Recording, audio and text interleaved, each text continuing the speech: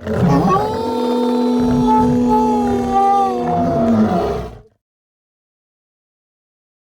was supposed to be a fun road trip. Friends, a beat-up old van, and the open road. We were heading to a music festival in the next state over. But as the sun set and we drove through a desolate stretch of highway, our van sputtered and died. We tried everything to get the car started, but it was no use. We were stranded. The nearest town was miles away, and our phones had no signal. We decided to spend the night in the car and seek help in the morning. There were 5 of us: me, my best friend Jake, his girlfriend Lisa, our mutual friend Sarah, and her younger brother Danny. As darkness fell, an eerie silence enveloped us. The only sound was the rustling of the trees and the occasional hoot of an owl. Then we heard it, a low, guttural growl echoing through the night.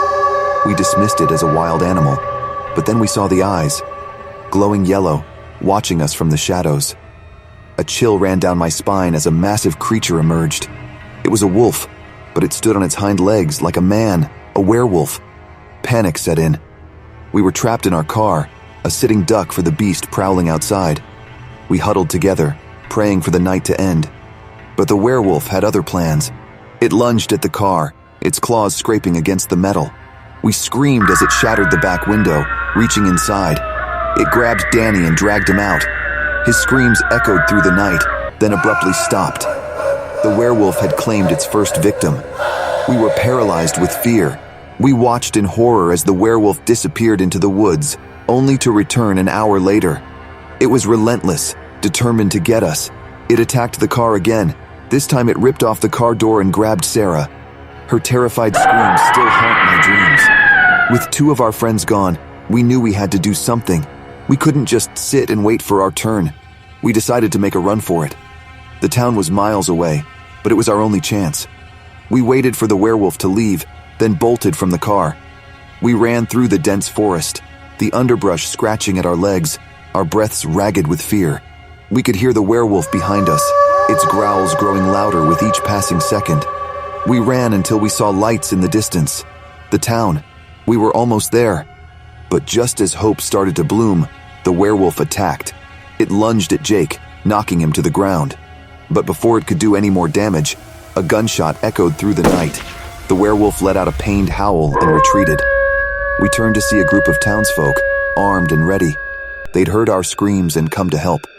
We made it out alive, but our relief was tainted with the loss of our friends.